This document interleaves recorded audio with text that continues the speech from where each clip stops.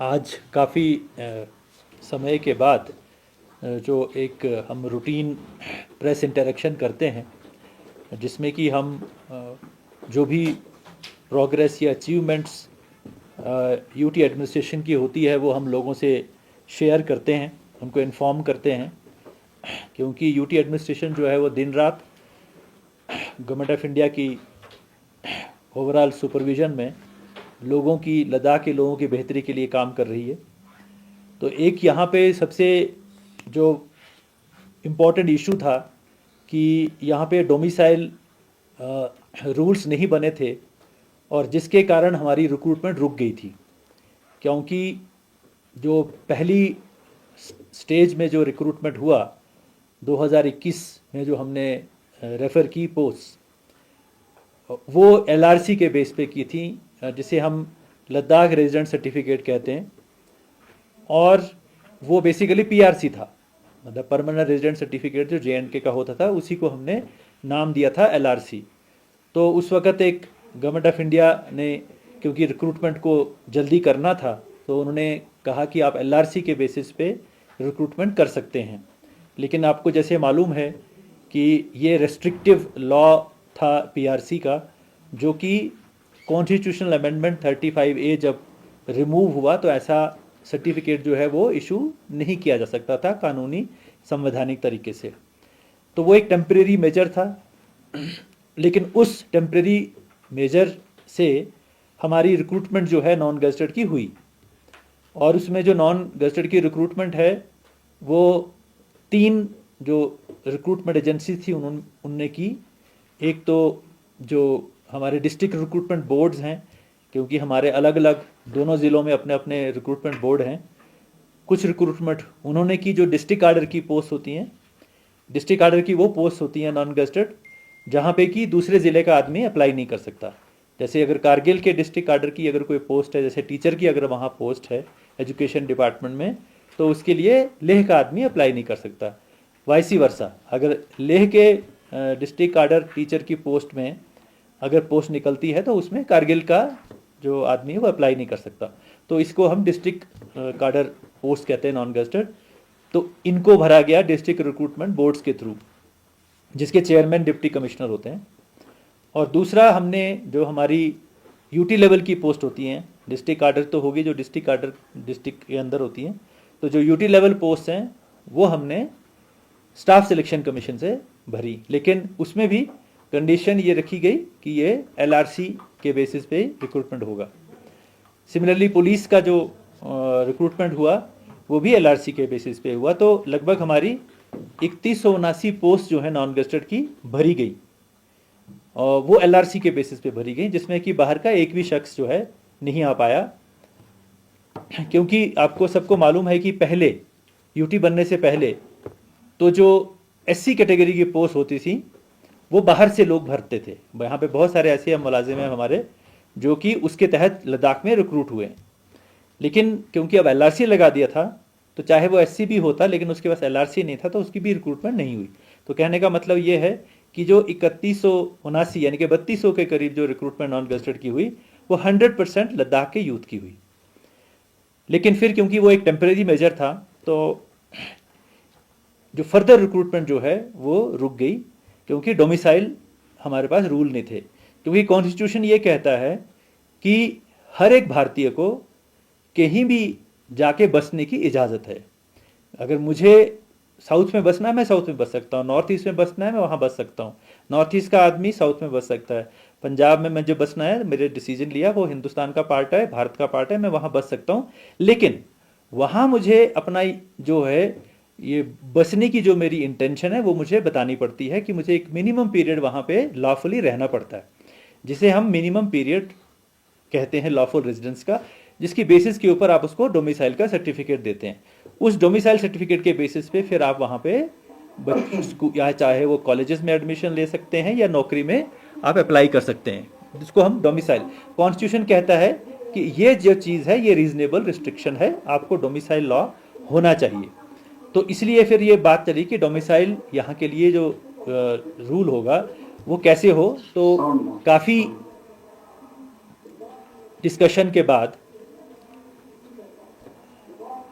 काफ़ी डिस्कशन के बाद रिप्रेजेंटेटिव जो यहाँ के जो रिप्रेजेंटेटिव लद्दाख की, आपको सबको मालूम है कि एक high powered committee government of India ने बनाई जिसके ऊपर ये कॉन्स्टिट्यूशनल सेफगार्ड्स के ऊपर बातचीत चलती रहती है। तो उसमें ये तय हुआ कि हम यहाँ पे जो डोमिसाइल रूल लाएंगे, लेकिन उसमें एक एक्सेप्शन जो ये की गई कि यहाँ का जो डोमिसाइल का जो लॉफुल रेजिडेंस का जो पीरियड है वो एक पर्टिकुलर डेट से शुरू होगा, क्योंकि 15 साल का पीरियड है। लेकिन JNK में जब डोमिसाइल रूल आए, डोमिसाइल लॉ आया, तो वहाँ अगर कोई आदमी 15 साल लॉफुली रह रहा था तो उसको इमीडिएटली डोमिसाइल सर्टिफिकेट मिल गया। लेकिन लद्दाख क्योंकि एक ऐसी जगह है, फार फ्लंग है, और यहाँ की जो एक यूनिक इसका हिस्ट्री है और यूनिक सिचुएशन है, तो इसमें ये तय हुआ कि जो 15 साल का पीरियड होगा वो कट ऑफ डेट उसका जो शुरू होगा वो 31 अक्टूबर 2019 से शुरू होगा, जब ये यूटी एग्जिस्टेंस में आई थी। तो इसका कहने का मतलब ये हुआ कि 15 साल जो है वो अगर कोई आदमी बाहर का है जो यहाँ का पुराना आदमी नहीं है, ये लद्दाख का LRC नहीं है, वो एलिजिबल होगा 31 अक्टूबर 2034 को। पहला सर्टिफिकेट बाहर वाले को 31 अक्टूबर 2034 को मिलेगा। तो ये जो पीरियड आएगा बीच वाला, इसमें जो जितने भी ये नौकरी होगी या और जो चीज़ें होंगी वो सिर्फ 100% लद्दाख के लोगों को मिलेंगी। फिर इसके बाद एक और बात आ गई कि इवन ये बात तो एग्री हो गई और इसके ऊपर हमारा नोटिफिकेशन आ गया। साथ में ये बातचीत चल रही थी कि जो रिजर्वेशन है, क्योंकि लद्दाख जो है वो 99% जो है वो ST पॉपुलेशन पे बेस्ड है, तो रिजर्वेशन क्योंकि 50% से हम ऊपर नहीं जा सकते। ये तो आपको कॉन्स्टिट्यूशन का जो सुप्रीम कोर्ट का इस पर रिस्ट्रिक्शन है कि reservation in the public employment can not exceed 50%। ये एक ऑल ओवर द कंट्री ये नॉर्म है, सुप्रीम कोर्ट का नॉर्म है। और हमारा JNK रिजर्वेशन एक्ट 2004 जो है उसमें भी ये प्रोविजन है कि आप 50% से ज़्यादा रिजर्वेशन किसी एक कैटेगरी के लिए नहीं रख सकते हैं, या एक दो कैटेगरी की मतलब रिजर्वेशन ही आप जो है 50% से ऊपर नहीं जा सकते पब्लिक एम्प्लॉयमेंट में। ये JNK में आज भी यही एक्ट है। तो फिर गवर्नमेंट ऑफ इंडिया ने एक ऐतिहासिक कदम लिया और उन्होंने ये जो रिजर्वेशन है JNK रिजर्वेशन एक्ट 2004 इसको अमेंड किया रेगुलेशन के थ्रू, प्रेसिडेंशियल रेगुलेशन के थ्रू, और रिजर्वेशन को हमारे लद्दाख में 50% से ऊपर ले जाके 85% कर दिया।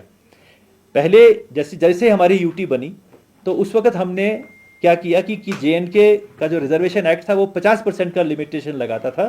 तो इसलिए हमने क्या किया, हमने अपनी रिजर्वेशन जो है वो 45% ST कर दी, 4% ALC और 1% SC कर दी, तो 50% हो गया। फिर अब जो हुआ है, जो अभी जो गवर्नमेंट ऑफ इंडिया ने किया है कि ये 50% नहीं, अब ये हो गया 85%, यानी कि अब ST की रिजर्वेशन 80% है, 4% LAC और 1% SC का इंटैक्ट है। तो मतलब ये है कि अगर 100 पोस्ट आप एडवर्टाइज करते हैं तो उसमें से 85 जो है वो रिजर्व है for 3 categories, 80% for the ST which is the 99% population of Ladakh, और ALC 4%, वो भी सारे बॉर्डर पे लोग हैं, वो भी सारे मोस्टली ST हैं, वो भी ऑलमोस्ट 99, आप जानते हैं 99% वो भी ST हैं। तो 84% ST हो गया, SC रह गया 1% जो यहाँ पे है ही नहीं, बेसिकली वो पॉपुलेशन यहाँ पे बहुत कम है या है ही नहीं।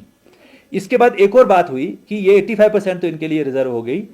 अब जो EWS कैटेगरी है, जिसे हम इकोनॉमिकली वीकर सेक्शन कैटेगरी कहते हैं, उस इकोनॉमिकली वीकर सेक्शन कैटेगरी में ये लाजमी है, EWS का सर्टिफिकेट सिर्फ उस आदमी को मिल सकता है जो नॉन SC और नॉन ST होता है। यानी कि EWS एक कैटेगरी का इसलिए बनाई गई गवर्नमेंट, ये कॉन्स्टिट्यूशन में अमेंडमेंट करके लाई गई कि ST को तो रिजर्वेशन मिल गई, SC को तो रिजर्वेशन मिल गई, लेकिन अगर कोई नॉन SC और नॉन ST है लेकिन गरीब है तो उसको भी रिजर्वेशन होनी चाहिए। तो इसके लिए EWS का जो लॉ आया है, लॉ जो है आया, तो लाजमी है कि जो EWS होगा he has to be non SC and non ST, लेकिन इसका रिजर्वेशन 10% है। तो हमने देखा कि हमारे यहाँ नॉन SC और नॉन ST पॉपुलेशन जो है बहुत कम है। द्रास में कुछ थोड़ा सा इलाका है जहाँ पे हमारे non SC non ST population है, जो कि उनमें से कुछ लोग ऐसे हो सकते हैं जो कि 8 लाख जिनकी एनुअल इनकम से कम हो, तो वो एलिजिबल होते हैं ईडब्ल्यूएस के लिए। लेकिन 10 पोस्टों तो नहीं भर पाएंगे, हो सकता है एक ही भरे उनसे, या 2 भर जाएं ज़्यादा से ज़्यादा। तो फिर ये 8 पोस्टों का क्या होगा? गवर्नमेंट ऑफ इंडिया में ये रूल है, डीओपीटी का ये रूल है कि आपको ये उसी साल में दूसरी बार इसको एडवर्टाइजमेंट करनी पड़ती है, और अगर आपको दूसरी बार भी नहीं कोई मिलता है, फिर आप इसको डी रिजर्वेशन एक नॉर्म के तहत कर सकते हैं। जेएनके में तो उन्होंने कहा कि इसको 3 बार आप डालिए, उसके बाद आप इसको डी रिजर्व कर सकते हैं। लेकिन लद्दाख की स्पेशल सिचुएशन को देखते हुए गवर्नमेंट ऑफ इंडिया ने इसमें भी अमेंडमेंट किया कि ईडब्ल्यूएस की पोस्ट अगर 10 हैं और उसमें से मान लीजिए ईडब्ल्यूएस सर्टिफिकेट वाले एक ही भर्ती है, 9 खाली रहती हैं, तो सेम मेरिट लिस्ट में उनको डी रिजर्व डिक्लेयर किया जाएगा और नीचे से जो बच्चे होंगे उनसे भरा जाएगा, जो कि 99% एसटी होंगे। तो कहने का मतलब ये हुआ कि 95% रिजर्वेशन जो है वो लोकल लद्दाखियों के लिए रिजर्व होगी। और फिर ये जो 5% है, ये भी तो कभी आएंगे नहीं, 34 के बाद ही आएंगे ये 5% भी, जो क्योंकि तभी तो कोई डोमिसाइल का सर्टिफिकेट इशू होगा। तो मेरे कहने का मतलब ये है कि ये बहुत बड़ी देरीना डिमांड थी जो पूरी हुई, और लोगों को बहुत बड़ा इसका 95% रिजर्वेशन का जो है, अब ये परमानेंट है, 95 इज परमानेंट, कभी भी इससे कम नहीं हो सकती। 5% 2034 के बाद हो सकता है कोई आदमी एक डोमिसाइल का सर्टिफिकेट ले आ सकता है, लेकिन वो फ्यूचर की बात है। दूसरा जो मैं इसके बारे में कहूँगा कि अब हमने क्या किया, जैसे ये रिजर्वेशन का जब बढ़ गया तो हमारे रिजर्वेशन रूल चेंज हो गए। तो हमने पहले रिजर्वेशन रूल चेंज किए, उस चेंज करने के बाद फिर हमने देखा कि हमारे पास कितनी वैकेंसीज जो हैं अब हम इसको भरने के लिए भेज सकते हैं, तो हमने रिक्रूटमेंट जो है उसको खोल दिया। आज की डेट में लद्दाख जो डिस्ट्रिक्ट रिक्रूटमेंट बोर्ड है लेह का, LAHD लेह का जो डिस्ट्रिक्ट रिक्रूटमेंट बोर्ड है, उसने अभी 16, आपने देखा होगा 16 जुलाई को एडवर्टीजमेंट अखबारों में आई है, जिसमें से उन्होंने 534 नॉन गजटेड डिस्ट्रिक्ट कार्डर लेह पोस्ट जो हैं उन्होंने उसकी एडवर्टीजमेंट कर दी है। कारगिल ने 474 नॉन गजटेड डिस्ट्रिक्ट कार्डर कारगिल की पोस्ट को है एडवर्टीजमेंट कर दी है। इनकी रिक्रूटमेंट का प्रोसेस जो है वो शुरू हो चुका है, और इसमें वही रूल लगेगा, 80% ST, 4% ALC, 1% SC, और EWS नहीं तो उसी में ST से उसको डी रिजर्व करके वो ST से भर जाएगा। तो ये जो है डिस्ट्रिक्ट रिक्रूटमेंट की पोस्टें लगभग 1008 जो हैं वो चली गई। उसके बाद जो हमारी यूटी लेवल की नॉन गजटेड पोस्ट हैं, जो कि हमने पहले स्टाफ सिलेक्शन कमीशन से भरवाई थी, अब स्टाफ सिलेक्शन कमीशन ने कहा कि अब हम फर्दर आपकी रिक्रूटमेंट नहीं करेंगे, तो हमने अपना एक Ladakh subordinate services staff selection board बनाया है जो मेरी सदारत में है, मैं उसको चेयर करता हूं, और वो भी हमने अब वो फंक्शनल हो गया। हमने अपनी 377 पोस्ट जो हैं वो Ladakh subordinate services staff selection board को रेफर हो चुकी हैं, और हम उसकी रिक्रूटमेंट की तैयारी जो है, रिक्रूटमेंट का प्रोसेस जो है हमने वो शुरू कर दिया है। इसके अलावा जो सबसे बड़ी चैलेंजिंग बात ये आती थी कि नॉन गजटेड का रिक्रूटमेंट तो पहले भी हुआ था, डिस्ट्रिक्ट रिक्रूटमेंट बोर्ड ने जो कि मैंने आपको कहा कि 3200 पोस्टें हमने पहले भी भरी थी। तो मेन जो एक चीज़ हमारे पास रहती थी वो थी गजटेड पोस्ट नहीं भरी पा रही थी हमारी, डोमिसाइल रूल के मुताबिक के ना होने के कारण।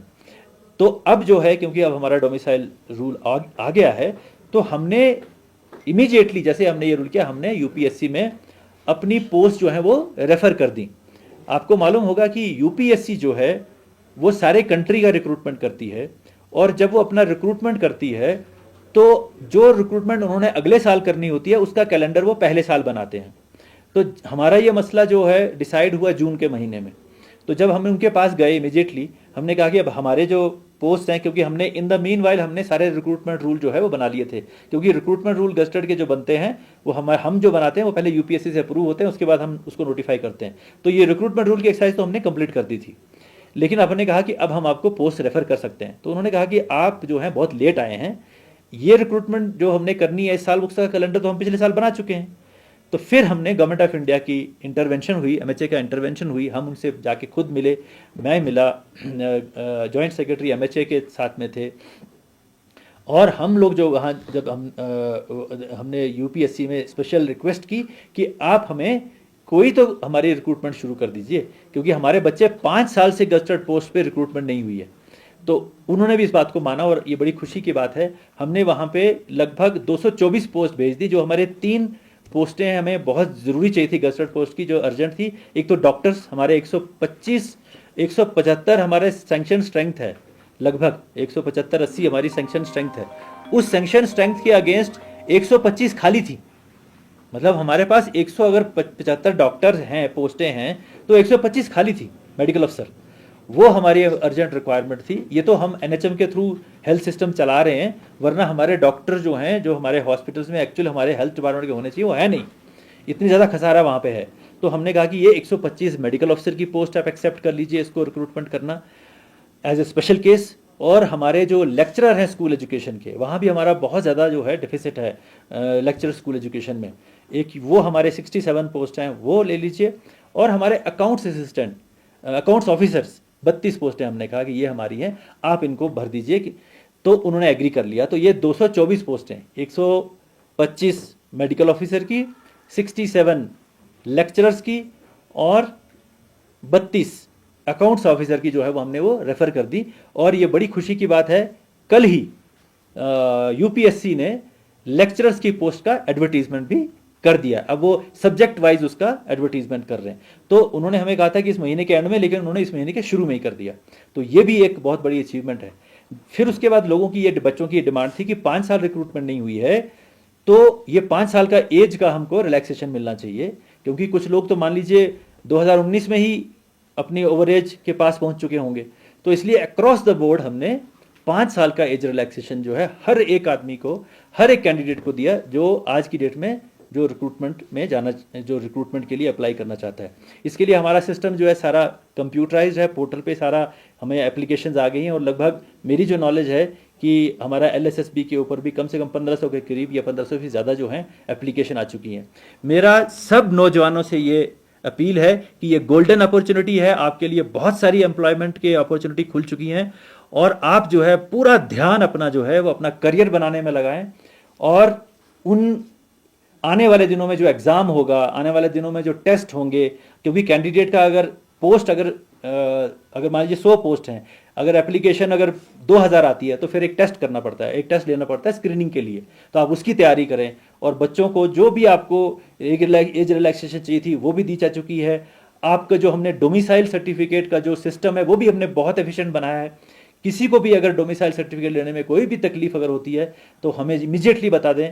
हम चाहते हैं कि हमारे जितने भी ये लंबरदार हैं, हमारे पटवारी हैं, हमारे जो नायब तहसीलदार हैं, उनका इस वक्त एक ही काम होना चाहिए कि लद्दाख के बच्चों का जो सर्टिफिकेट्स बनने हैं, चाहे वो एसटी का सर्टिफिकेट बनना है, चाहे वो एससी का सर्टिफिकेट, एससी तो बहुत कम है, ईडब्ल्यूएस का सर्टिफिकेट बनना है, एएलसी का सर्टिफिकेट बनना है, तो उसके ऊपर ध्यान दें। सारे मुलाजिमों का ये फर्ज बनता है, लंबरदार से लेकर ऊपर तक, कि वो किसी और काम में ना पढ़ें, वो इन बच्चों की फ्यूचर के लिए पूरे तरीके से, और अगर ये जो है इस काम में लग जाएं, क्योंकि हमें इन बच्चों के सर्टिफिकेट इमीडिएटली इशू करने हैं। एएलसी का हमने नोटिफिकेशन कर दिया। आपको मालूम होगा कि हमने जो 4% रिजर्वेशन जो है वो एएलसी की हमने की हुई है, तो वो भी पहले हमने नोटिफाई नहीं की थी, तो वो भी हमने नोटिफाई कर दिया। अब हमको मालूम है कि कौन कौन से गांव जो हैं वो लेह में या कारगिल में एएलसी में आए हैं, तो वो एक एडिशनल रिजर्वेशन जो है, हालांकि लोग सारे जो हैं वो एसटी हैं, लेकिन वो उनको ऑप्शन लेना है। उनको अप्लाई करते वक्त ये ध्यान रखना है एएलसी के बच्चों को कि क्या वो एएलसी में अप्लाई करना चाहते हैं या एज एन एसटी अप्लाई करना चाहते हैं। तो ये भी हमने बार बार लोगों को भी समझाया, बच्चों को भी समझाया, you can apply only under 1 category. ये रिजर्वेशन रूल कहता है कि आप 2 कैटेगरी के अंडर अप्लाई नहीं कर सकते। तो जितने भी बच्चे एएलसी वाले हैं, वो अगर उनको ये लगता है कि हमें एएलसी में ज़्यादा अच्छा ब्राइटर चांस है, तो सिर्फ वो एएलसी का भरें, एएलसी में कैटेगरी में एप्लीकेशन दें। अगर बाकी उनकी मर्जी है, एसटी तो वो है ही। तो ये जो है हमारा इस वक्त सारी एडमिनिस्ट्रेशन का ध्यान जो है वो यहाँ के यूथ के फ्यूचर के लिए, उनके रिक्रूटमेंट के लिए, और रिक्रूटमेंट हम इंश्योर कर रहे हैं कि वो free, fair, transparent, time bound हो, ताकि ये जो बच्चे जो हैं इनको अपना रिक्रूटमेंट मिले। दूसरा जो हमारा मेन इशू ये था कि इन दिनों मेरी लास्ट मीटिंग में और अभी जो प्रेस कॉन्फ्रेंस में दी है, कि एक बहुत पुरानी डिमांड थी कि एलएचडीसीज के अंदर जो वुमेन रिजर्वेशन जो है वो उसको होना चाहिए। वो भी गवर्नमेंट ऑफ इंडिया ने एक रेगुलेशन प्रोमलगेट करके वुमेन को 1/3 रिजर्वेशन जो है वो दी है, क्योंकि पीआरआई इंश्योर की और उसका ये भी एक बहुत बड़ी वुमेन एम्पावरमेंट का जो है स्टेप है। दूसरा जो एक इसमें भी एक और हमने एक जो गवर्नमेंट ऑफ इंडिया ने एक और चीज़ की कि यहाँ हमारे यहाँ पे ऑफिशियल लैंग्वेजेस जो थी वो नोटिफाइड नहीं थी कि यहाँ पे कौन कौन सी लैंग्वेज जो है वो ऑफिशियल लैंग्वेजेस है। ऑफिशियल लैंग्वेज वो होती है जिसके तहत आप दफ्तरी कार्य काम जो है या सरकारी काम जो है वो कर सकते हैं। तो इसलिए एक प्रपोजल पहले गया कि यहाँ पे हिंदी इंग्लिश उर्दू तो पहले से ही है, हिंदी इंग्लिश तो CBSE में होती है, उर्दू हमारी स्टेट लैंग्वेज पहले से थी अर्स्टवाइल JNK में, तो हिंदी इंग्लिश उर्दू के टीचर भी हमारे पास थे और वो हमारा पहले से ये लैंग्वेज हम बच्चों को पढ़ाते थे। लेकिन बोधी जो भोटी लैंग्वेज है जिसे हम भोटी कहते हैं और पुर्गी जो है ये हमारी ऑफिशियल लैंग्वेजेस नहीं थी। तो इसलिए गवर्नमेंट ऑफ इंडिया ने अब हमारे यहाँ 5 लैंग्वेज ऑफिशियल लैंग्वेज डिक्लेयर कर दी। ये भी एक बहुत बड़ा अचीवमेंट है क्योंकि इससे हमारी भोटी और पुर्गी लैंग्वेज को की जो प्रमोशन में उसके लिटरेचर में बहुत जो है उसको हम प्रिजर्व करेंगे, उसको प्रमोट कर सकते हैं। और जैसे ही ऑफिशियल लैंग्वेज डिक्लेयर होगी तो जाहिर बात है कि हम अब CBSE में, क्योंकि हमने भोटी के टीचर तो लगा दिए, क्योंकि लगभग आपको मालूम होगा कि 350 भोटी के टीचर जो हैं वो समग्र शिक्षा में लग गए हैं। लेकिन पुर्गी का भी हम जल्द से जल्द स्टैंडर्डाइजेशन करेंगे उसका भी, क्योंकि भोटी के तो कोर्सेज मिलते थे। आप CIBS से भोटी का डिग्री ले सकते हैं, आप नालंदा से भोटी की डिग्री ले सकते हैं, लेकिन अभी कोई पुर्गी का ऐसा कोई इंस्टीट्यूशन या ऐसा कोई अभी सिलेबस नहीं है।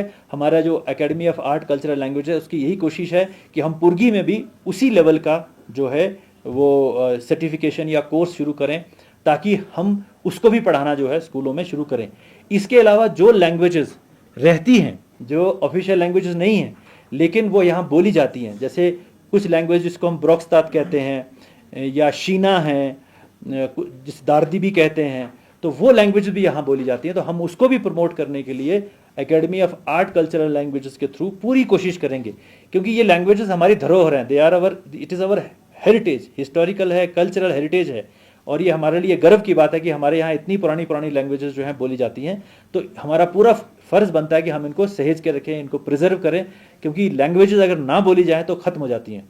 तो दुनिया में ऐसी बहुत सारी लैंग्वेजेस जो थी एक टाइम में बहुत बोली जाती थी, मगर अब उनको कोई नहीं बोलता है और वो ख़त्म भी हो चुकी है, उनका लिटरेचर भी नहीं है। लेकिन वो लैंग्वेज अभी भी जिंदा है जो बोली तो नहीं जाती, लेकिन जिसमें लिटरेचर है, जिसमें स्क्रिप्चर्स हैं, जिसमें जो अभी बोली जाती है, जो अभी जिसको हम जान सकते हैं। तो ये एक बहुत बड़ा स्टेप जो है वो अभी हुआ है जब मेरे लास्ट। दूसरा, स्पोर्ट्स को प्रमोट करने के लिए हमने लद्दाख स्पोर्ट्स पॉलिसी जो है वो डिक्लेयर की है। पहले क्या होता था कि अगर आप इंटरनेशनल इवेंट पे पार्टिसिपेट कर रहे हैं, नेशनल इवेंट पे पार्टिसिपेट कर रहे हैं, स्टेट लेवल पे पार्टिसिपेट कर रहे हैं, तो क्या उसका अवार्ड होगा, क्या उसका रैंक मिलेगा उसको, वो तय नहीं था। वो अब हमने तय कर दिया है कि अगर आप इंटरनेशनल जा रहे हैं अवार्ड में, तो एक तो कैश अवार्ड का उसमें प्रोविज़न है कि आपको इतना कैश अवार्ड जो है वो मिल सकता है, जिससे कि हम प्रमोट करना चाहते हैं कि जो हमारी जो स्ट्रेंथ है, जो हमारी जो यहाँ जैसे आइस हॉकी हमारा यहाँ स्ट्रेंथ है, आर्चरी एक स्ट्रेंथ है, पोलो हमारा स्ट्रेंथ है।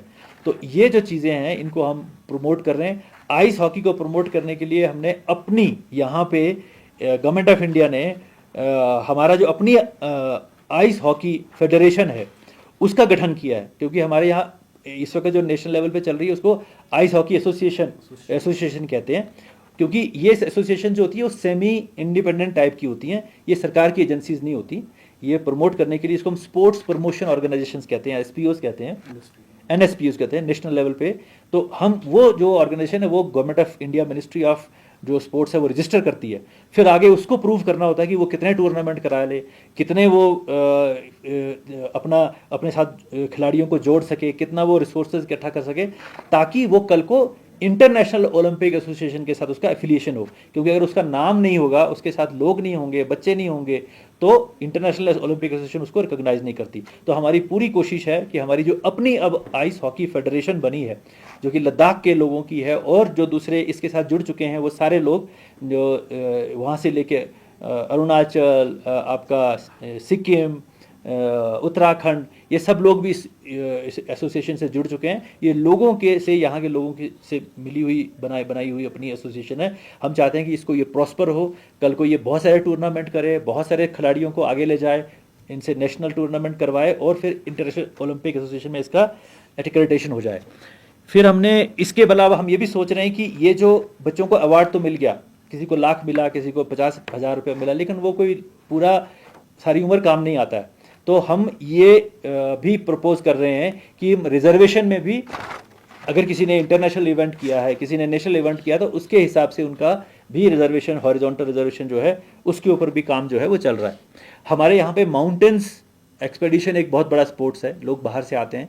हमारे यहाँ एक्सपेडिशन की एजेंसीज़ हैं जो लोगों को पहाड़ों पे जो है समिट करवाती हैं, एक्सपेडिशन करवाती हैं। तो पहले कोई पॉलिसी नहीं थी, यानी कि कैसे जो एक टूर ऑपरेटर है माउंटेन एक्सपेडिशन कराने वाला, उसके पास क्या क्या इक्विपमेंट होना चाहिए, क्या उसके पास डॉक्टरी या मेडिकल की क्या फैसिलिटी होनी चाहिए, उसके पास इक्विपमेंट कैसे होना चाहिए, खुद कितना ट्रेंड होना चाहिए कि वो लोगों को 18,000 20,000 फुट ऊंची माउंटेन पे ले जाए, क्योंकि ये रिस्की स्पोर्ट्स होती है। अगर आप इसको एक्सपर्ट नहीं है तो आप उसमें जान का खतरा भी हो सकता है, आप किसी खाई में गिर सकते हैं। ठंड से अगर आपको माउंटेनिंग नहीं आती है तो आप जो है स्लिप कर सकते हैं। तो वो सारी चीज़ें जो हैं, डॉक्टरी, उसकी अपनी ट्रेनिंग, वो सेफ्टी कितनी है, इक्विपमेंट सेफ कितना है, वो सारा जो है माउंटेनिंग पॉलिसी हमने लाया। और दूसरा हमने ये किया कि जब हमारी अपनी माउंटेनियरिंग पॉलिसी नहीं थी, हमारा अपना यहाँ कोई ऐसा सिस्टम नहीं था जहाँ हम रजिस्टर करते, तो होता क्या था कि दिल्ली से ही जो इंडियन माउंटेनियरिंग फेडरेशन है, वहीं से ही वो उनका माउंट एक्सपेडिशन जो है वहीं से रजिस्ट्रेशन होती थी, वहीं से रजिस्ट्रेशन करके वो यहाँ पे एक्सपेडिशन करते थे। अब हमने ये किया है और गवर्नमेंट ऑफ इंडिया ने इसको ऑर्डर भी इशू कर दिया है। हमने उनको अप्रोच किया था कि यहाँ पे 2 किस्म की पीक है, एक रिजर्व पीक है जो कि इंडियन माउंटेनिंग फेडरेशन करवाती है, दूसरी ओपन पीक्स हैं जिसमें जो रिजर्व नहीं है, डी रिजर्व्ड हैं, वो कोई भी, और यहाँ पीक्स की तो कमी नहीं है। तो वो हमारे लोगों को वो वही करें, वो इंडियन माउंटेनिंग फेडरेशन ना करे। तो वो गवर्नमेंट ऑफ इंडिया ने एग्री कर लिया है। तो अब इससे हमारी अपनी जो लोकल हमारी जो माउंटेनिंग फेडरेशन है या माउंटेनिंग जो एसोसिएशंस हैं उनको बहुत बूस्ट मिलेगा, क्योंकि हमने अपने जो डिप्टी डायरेक्टर्स हैं, जो आपके स्पोर्ट्स ऑफिसर्स हैं, उनको हमने अथॉरिटी बना दिया है जो ये रजिस्टर कर सकते हैं एक्सपेडिशंस को। एडवेंचर टूरिज्म के ऊपर कोई पॉलिसी नहीं थी यहाँ पे। मान लीजिए आप बंजी जंपिंग करा रहे हैं, तो बंजी जंपिंग में क्या क्या सेफ्टी होनी चाहिए वो यहाँ नहीं था। रैपलिंग आप करवा रहे हैं, रॉक क्लाइंबिंग करवा रहे हैं, आइस क्लाइंबिंग करवा रहे हैं, तो 13 किस्म की स्पोर्ट्स यहाँ पे जो है वो होती हैं, लेकिन वो सभी अनकंट्रोल थी, अनरेगुलेटेड थी। उसमें जो कर रहा है, चलो वो तो उसको तो कुछ ना कुछ तो एक्सपीरियंस होगा, तभी वो खोलता था ये ऑपरेट करता था ऐसी चीज़ें। लेकिन जो आदमी, जो आम आदमी था, उसकी कोई प्रोटेक्शन नहीं थी। तो इसलिए अब हमने हर एक 13 स्पोर्ट्स के लिए एक एडवेंचर स्पोर्ट्स पॉलिसी बनाई है। क्या मिनिमम रिक्वायरमेंट होंगी, क्या उसको ट्रेनिंग होगी, क्या उसके पास सर्टिफिकेट होंगे, क्या उसके पास इक्विपमेंट होगा, क्या उसके पास मेडिकल एड की फैसिलिटीज़ होंगी, ताकि जो भी आदमी कोई रैपलिंग करना चाहता है, कोई बंजी जंपिंग करना चाहता है, कोई वो रोप पे जो क्या कहते हैं उसको, जो जिप लाइन करना चाहता है, तो वो सेफ हो, मतलब करें वो। मगर जो आदमी जिप लाइन पे जा रहा है उसकी सेफ्टी भी इंश्योर करना हमारा काम है, क्योंकि अगर ऐसा 1-2 एक्सीडेंट हो जाएगा तो सारी जो एडवेंचर स्पोर्ट्स है यहाँ की बदनाम हो जाएगी और वो हमारे लिए बहुत नुकसानदेह होगी। तो इसलिए ये भी हमने जो है इसके लिए भी पॉलिसी जो है तश्कील की है। एक बहुत बड़ी डिमांड यहाँ की थी कि यहाँ मेडिकल कॉलेज नहीं है। तो मैंने पहले भी बहुत बार आपसे कहा कि हमारे यहाँ मेडिकल कॉलेज जो है उसकी जो है स्थापना जो है बहुत डिले हो गई है। तो क्योंकि उसमें पहले रिक्रिएशन ऑफ स्टाफ की ज़रूरत थी, तो अब हमारा जो है 245 फैकल्टी और डॉक्टर्स का क्रिएशन जो हो चुका है, गवर्नमेंट मिनिस्ट्री ऑफ फाइनेंस ने क्रिएट कर दिया है, और उसमें से लगभग 99 के करीब जो हैं वो आउटसोर्स बेसिस पे हैं। तो लगभग कोई 350 के करीब पोस्टें सैंक्शन हो चुकी हैं न्यू मेडिकल कॉलेज ले के लिए। अब उसके जो बनाने की, जो कैंपस बनाने की और जो मेडिकल जो हमारा यहाँ एसएनएम है उसको अपग्रेड करना है हमें, वो 200 बेड का है, उसको 350 बेड करना है। तो वो जो 150 बेड एडिशनल बनाना है, उसका ब्लॉक उसकी अप्रूव होना है। ये 3 प्रोजेक्ट जो हैं, एक तो मेडिकल कैंपस बनेगा जो फारका में जो जगह है, यहाँ पे एक नया एडिशनल ब्लॉक बनेगा 350 बेड के लिए, और हॉस्टल्स बनेंगे बच्चों के लिए। तो ये 3 कंपोनेंट है, ये 785 करोड़ का प्रोजेक्ट है। इसका भी अप्रूवल जो है ministry of health and family welfare से आने वाला है। वो वहाँ पे एक उनका बोर्ड होता है, PIB बोर्ड होता है, उन्होंने इसको अप्रूव करना है, और जल्दी हमें उम्मीद है कि कुछ दिनों के अंदर उसका अप्रूवल भी आ जाएगा जिससे हम टेंडरिंग कर सकेंगे। लेकिन उससे पहले हम कोशिश करेंगे कि मेडिकल कॉलेज जो है वो कोशिश करेंगे हम कि अगले साल तक वो किसी भी तरीके से, क्योंकि बिल्डिंग तो यहाँ नहीं बन सकती एक साल में, लेकिन कुछ टेम्प्रेरी एकोमोडेशन करके, कुछ लैब्स बना के, कुछ गैलरी टाइप के टेम्प्रेरी लेक्चर हॉल बना के हम ये कोशिश करेंगे कि अगले साल से हमारा मेडिकल कॉलेज फंक्शनल हो जाए। जब मैं principal secretary health and medical education JNK में था तो 5 मेडिकल कॉलेज की हमने पूरी इस तरह से तैयारी की थी, क्योंकि बिल्डिंग्स तो अभी भी बन रही हैं वहाँ पे, लेकिन क्लासेस वहाँ पे 5 साल से शुरू हैं। तो मेरे कहने का मतलब ये है कि मेन चीज़ इसमें फैकल्टी होती है, बिल्डिंग तो आप कहीं भी हायर भी कर सकते हैं। तो ये एक बहुत बड़ी अचीवमेंट है कि हमारा मेडिकल कॉलेज बना है। हम अब पूरी कोशिश कर रहे हैं कि जो हमारा जो इंजीनियरिंग इंस्टीट्यूट जो हम कारगिल में बनाने जा रहे हैं, हम गवर्नमेंट ऑफ इंडिया के साथ रेगुलर परस्यू कर रहे हैं कि हमारा इंजीनियरिंग जो इंस्टीट्यूट है वो national institute of engineering type का जो है इंस्टीट्यूट जो है वो हमारे कारगिल के लिए आए। हमारी लद्दाख यूनिवर्सिटी जो है वो काफ़ी तेज़ी से जो है उसके ऊपर काम हो रहा है। सेंट्रल यूनिवर्सिटी का जो हमारी यहाँ सेंक्शन हुई है, उसकी बड़ा इशू था कि वो उसका कैंपस कहाँ बने। तो आपको मालूम होगा कि खलसी में वो बन रहा है, उसके ऊपर हम सड़क और पानी का अरेंजमेंट जो है अभी चल रहा है, उसके ऊपर वो सड़क बड़ी तेज़ी से बन रही है, पानी का प्रोजेक्ट जो चल रहा है, और उसके ऊपर हमने एक और काम किया क्योंकि वो हाइट के ऊपर वहाँ हवा बहुत चलती है। तो हम कोशिश कर रहे हैं, हमने वहाँ पे एक टावर जो है सोलर इसका विंड मास्ट जो है वो आई थिंक लग चुका है, उस विंड मास्ट लगाएंगे ताकि वहाँ पे जो है हम विंड एनर्जी हार्नेस करके वो कॉम्प्लेक्स जो है पूरा जो है वो ग्रीन विंड एनर्जी से जो हम कोशिश करेंगे और सोलर एनर्जी को टैप करने की कोशिश करेंगे, क्योंकि विंड जो है वो रात को ज़्यादा होती है और सूरज की रोशनी दिन को होती है। तो अगर सोलर और विंड का कॉम्बिनेशन हो जाए तो इसका मतलब कि आपको 24 घंटे वहाँ से पावर मिल सकती है और वो सारा कॉम्प्लेक्स जो है अपनी नीड्स जो है वहीं से पूरी कर सकता है।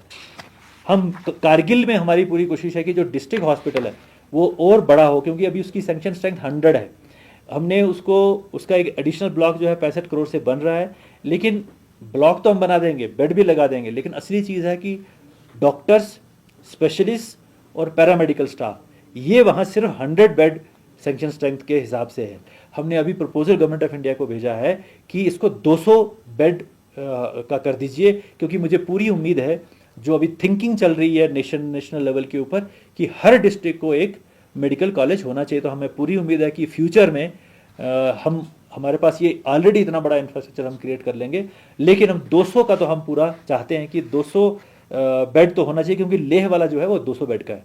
तो जब कारगिल का बना था उस वक्त 100 बेड का बनाया गया था। उसके लिए भी हमने स्टाफ के लिए गवर्नमेंट ऑफ इंडिया को जो है प्रपोजल जो है भेज रहे हैं, उसको फॉलो अप कर रहे हैं। बाकी आपने जैसे आपको मालूम है कि पश्मीना यहाँ का एक बहुत बड़ा, जो मैंने पहले भी एक बार बताया आपको कि डीहेयरिंग प्लांट हमने यहाँ मिनिस्ट्री ऑफ टेक्सटाइल्स ने हमें दिया था, जिसकी कीमत 10.5-11 करोड़ के करीब है। वो यहाँ मशीनरी आ गई थी, वहाँ पड़ी थी हमारे यहाँ लेह के इंडस्ट्रियल एस्टेट के अंदर, मगर वो फंक्शनल नहीं हो पा रही थी, क्योंकि जो उसको फंक्शनल करने के लिए जो टेक्निकल टीम चाइना से आनी थी, वो टेक्निकल टीम चाइना से नहीं आ पाई, क्योंकि पोस्ट गैल्वन वीज़ा देने में कुछ दिक्कतें आई। तो वो चाइना के लोग जो एक्सपर्ट्स आने थे इस मशीन को इंस्टॉल करने के लिए, वो नहीं आ पाए। तो हमने लगातार इसको परस्यू किया, पहले कि ये कोशिश की कि चाइना हमारी अपनी एम्बेसी के थ्रू हम उन एक्सपर्ट्स को जो है वीज़ा दिलवा दें। फिर हमने, जब वो पॉसिबल नहीं हुआ, तो फिर हमने यहाँ से एक्सपर्ट तैयार किए और उस चाइना की जो कंपनी है और मिनिस्ट्री ऑफ टेक्सटाइल से मिलके हमने यहाँ से लोग भेजे वहाँ ट्रेन करने के लिए, जो वहाँ पे 1-2 महीने ट्रेन होके आए, वो वापस आए, हमारे लोग थे वो, उन्होंने आके ये इंस्टॉल किया और आज ये बहुत ही अच्छी तरीके से ये मशीन जो है डीहेयरिंग प्लांट चल रही है, जो कि हमारा जितना भी यहाँ पश्मीना पैदा होता है 45 मीट्रिक टन्स, उस सब को प्रोसेस करने की, डीहेयर करने की और उसमें से फाइन पश्मीना निकालने की कैपेसिटी इस मशीन के अंदर है। और ये मशीन जो है हम लद्दाख के जितने भी पश्मीना गोट या पश्मीना कोऑपरेटिव है उसके साथ मिलकर चलाना चाहते हैं, क्योंकि वो इसमें उनकी स्टेक होनी चाहिए इसको चलाने में, क्योंकि सरकारी मुलाजिम की तो स्टेक नहीं होगी ना कि वो दिन रात चले, खराब ना हो। तो स्टेक तो उसकी है कि जिसका वहाँ पे जो रॉ वूल जो है वो वहाँ फिनिश हो रही है या वहाँ डीहेयर हो रही है। तो इसलिए हम कह रहे हैं कि उनको साथ मिलिए, वो खुद डिटरमिन करें कितना आपने इसका फीस लेनी है, ताकि जो बिजली के खर्चे या पानी का खर्चा जो है या दूसरा ऑपरेशनल कॉस्ट जो है वो निकलाएं। क्योंकि जब तक ये कॉस्ट आप मीट नहीं करोगे तो कभी कभी बिजली का बिल इतना हो जाएगा, बिजली कट जाएगी। क्योंकि ऐसा तो रूल नहीं ना कहीं कि आप बिजली का बिल नहीं पे करो तो आपकी बिजली नहीं कटेगी, चाहे वो गवर्नमेंट मेरा ही अपना दफ्तर हो या कोई भी हो, पेमेंट तो करनी है। तो इसलिए हमने एक मॉडल बनाया है कि आप जो है वो लोगों के साथ मिलके हम उसको पश्मीना की गोट्स की पॉपुलेशन को प्रमोट करने की हम पूरी कोशिश कर रहे हैं। कराकुल शीप जो कि कारगिल में बहुत लोग उसको पालते हैं, तो उसको भी हम कोशिश कर रहे हैं उसकी पॉपुलेशन डबल हो। हमारे यहाँ पे लगभग 2 लाख के करीब शीप की पॉपुलेशन है, 3 लाख के करीब गोट की पॉपुलेशन है। तो ये जो शीप की पॉपुलेशन है वो ज़्यादातर करगिल में है, 1.5 लाख के करीब या 1,40,000 वहाँ है। हमारे यहाँ पे गोट ज़्यादा है, 2 लाख यहाँ है, 1 लाख कारगिल में, और करगिल में भी शायद जानसकर साइड पे ज़्यादा होगी वो। तो वहाँ पे जो है वो शीप के लिए बहुत मुफीद है वो कारगिल का जो क्लाइमेट है। और शीप 2 काम के लिए आती है, एक तो मीट पर्पजेज़ के लिए और वूल के लिए। तो इन दोनों के लिए हम कोशिश कर रहे हैं। कहते हैं काराकुल जो है पहले भी एक बार इंट्रोड्यूस की थी जो सक्सेसफुल रही थी, तो हम इसको रिवाइव करने की कोशिश कर रहे हैं कि यहाँ पे भी काराकुल में या तो हम वहाँ से वो जो उनके रैम्स होते हैं या जानवर कुत्ते होते हैं उनको इंपोर्ट करें, या फिर वहाँ से हम कोई ऐसा तरीका आर्टिफिशियल इंसेमिनेशन का वो प्लांट यहाँ पे लगवाएं, ताकि हम काराकुल शीप को जो है उसको रिवाइव और रिस्टोर करें, उनकी पॉपुलेशन जो है वो बढ़ जाए। क्योंकि ये हमारे लिए बहुत इंपॉर्टेंट है, क्योंकि पश्मीना 45 मीट्रिक टन यहाँ होता है। तो अगर ये पॉपुलेशन गोट की 3 लाख ही रही तो हम 45 मीट्रिक टन पे अटक जाएंगे। और अगर हम इसकी पॉपुलेशन को बढ़ा पाए तो हम इसको और बढ़ा सकते हैं, क्योंकि अब कैपेसिटी हमारे पास हो गई है, डिमांड बहुत है इसकी। पश्मीना है तो आप अगर कितने भी पैदा करोगे तो इसकी डिमांड बहुत है। दूसरा फिर हमने इसमें क्या किया कि चलो अब पश्मीना गोट तो जितनी होनी है उतनी उसको फ्यूचर में लोग जो हैं वो नंबर कैसे बढ़ेगा। लेकिन इसमें क्या होता था, हमने देखा कि जब ये किडिंग होती है, जब ये बच्चे पैदा होते हैं गोट के या इवन शीप के, तो गोट में क्या होता है कि इनकी किडिंग जनरली होती है जनवरी और फरवरी के महीने में। मानी कि जो बच्चा पैदा होता है गोट का, ये जनवरी और फरवरी के महीने में होता है, जबकि सबसे ज़्यादा सर्दी होती है। और जनरली इनकी मोर्टेलिटी हमने देखा इस सर्दी के कारण ये कोई 40% भी मोर्टेलिटी गई है। यानी कि अगर आपके यहाँ पे 40,000 किड पैदा हो रहे हैं नए, उसमें से कई बार तो 30,000 जो है वो ठंड के कारण जो है उनकी मौत हो जाती थी, तो उससे भी पॉपुलेशन कम हो रही थी। तो हमने क्या जो हमारे जो पहले वाले HLG साहब थे उन्होंने एक स्कीम उन्होंने डिवाइस करवाई कि लोगों से हमने पूछा कि इन बच्चों को कैसे बचाया जाए, क्योंकि ये पॉपुलेशन अगर बच गई तो कल को ये शीप गोट बनेगी, ये भी पश्मीना पैदा करेगी। तो उन्होंने कहा जी इसके लिए आप एक स्पेशल हमें पेन दीजिए, मतलब गोट बॉक्स दे दीजिए जो कवर हो, जिसके अंदर ठंड ना जा पाए, तो उसके अंदर अगर हम ये बच्चा रखेंगे तो ये बच जाता है। तो उसके बाद फिर हमने वो गोट किड पेन्स बनवाए, लगभग 1500 के करीब जो है, 1300 कुछ 1400 के करीब हमने वो बांट चुके हैं। लगभग एक की कीमत जो है पहले वाले की तो 30,000 के करीब थी, इस नया मॉडल जो हमने बनाया उसकी 40,000 है। वो हमने उनसे बात करके उसको और फाइन अच्छा बनाया। तो ये जो हमने उनको दिए, और इसमें सुन के आपको बहुत अच्छा लगेगा कि 25 to 40% पिछली ऐसा सीज़न जो पिछली बार गया 2024-25 की सर्दियां जो गई, ये हम 20-21 से कंपेयर कर सकते हैं, बिकॉज उस वक्त भी सर्दी ऐसी ही थी। तो उस वक्त मोर्टेलिटी 40% थी, तो इस साल मोर्टेलिटी जो है वो 10% है। तो कितना फ़र्क हुआ, 30% जो है वो पॉपुलेशन जो है उनकी बच गई। मतलब 40,000 बच्चे पैदा होते उसमें 30,000 बच गए। तो ये हमारा मैसिव जो है ड्रामेटिक, या जिसे हम कहते हैं कि एक सब्सटेंटिव जो है वो उसमें मोर्टेलिटी में, किड्स की मोर्टेलिटी में कमी आई है, जो हमारी पॉपुलेशन बढ़ाएगी आने वाले टाइम में। दूसरा हमारे यहाँ पे एक बहुत बड़ा प्रोजेक्ट जिसके बारे में मैं ज़रूर मेंशन करना चाहूँगा, वो है हमारा 11 गीगावाट का पांग सोलर प्रोजेक्ट। तो ये पांग में पांग तो हम उसको नाम सिर्फ देते हैं क्योंकि पांग आखिरी स्टेशन है। बेसिकली ये शुरू हो जाता है खरनाक से, जैसे आप टगलंगला क्रॉस करते हैं तो वहाँ खरनाक का इलाका है, दिब्रिंग का इलाका है। तो पांग खरनाक दिब्रिंग से लेते हुए वो बहुत बड़ा एक मेडो का इलाका आता है जहाँ चरागाह है हमारी, और एंड में पांग आता है, फिर पांग से नीचे नाला आता है।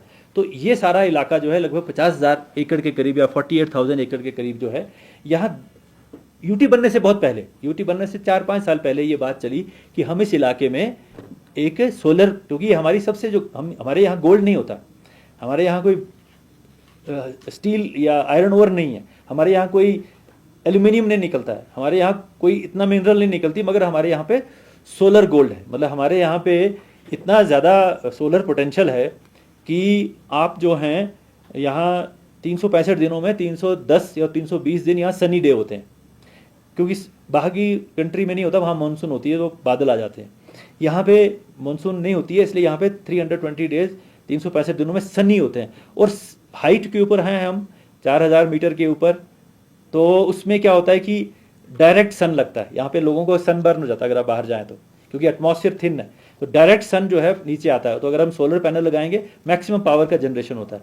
तो उस सोलर एनर्जी को हार्नेस करने के लिए यहाँ का जो, जिसको हम नेचुरल इरेडिएशन इंडेक्स कहते हैं, वो 7 के करीब है, मतलब हाईएस्ट है, वन ऑफ द हाईएस्ट है। वही पैनल अगर आप जम्मू में लगाएंगे तो हो सकता है पावर बहुत कम जनरेट हो उसमें, लेकिन यहाँ लगाएंगे हो सकता है। इसलिए हम चाहते हैं कि यहाँ जो हमारा सोलर गोल्ड है उसका हम मैक्सिमम जो है उसको हम हार्नेस करें। लेकिन इसके ऊपर एक हम इसको प्रूव, क्योंकि हमें इसमें डिमांड, हमें इसमें सबसे बड़ी दिक्कत ये आ रही थी कि ये हमारे चरागाह हैं, जहाँ पे ये हम लगाना चाहते हैं वो चरागाह हैं, तो वहाँ पे हमारी पश्मीना गोट रहती है, क्योंकि वो भी हमारे लिए इतनी इंपॉर्टेंट है। तो इसलिए हमने ये जो सारे जो एक्सपर्ट्स हैं उनसे बात करके कहा कि क्या ये आप ऐसी टेक्नोलॉजी बताओ कि जो पैनल लगे तो उसके नीचे ग्रेजिंग पॉसिबल हो। हम ऐसा पैनल नहीं लगाएंगे, क्योंकि ग्राउंड माउंटेड आपने देखे होंगे, वो तो ज़मीन पे लगाते हैं हम, उसके नीचे से तो आप ग्रास, वो तो फिर कवर कर लेगा ग्रास को, उसके नीचे तो ग्रेजिंग नहीं हो पाएगी। तो हमने कहा कि आप ऐसा टेक्नोलॉजी बताओ कि ग्रेजिंग पॉसिबल हो।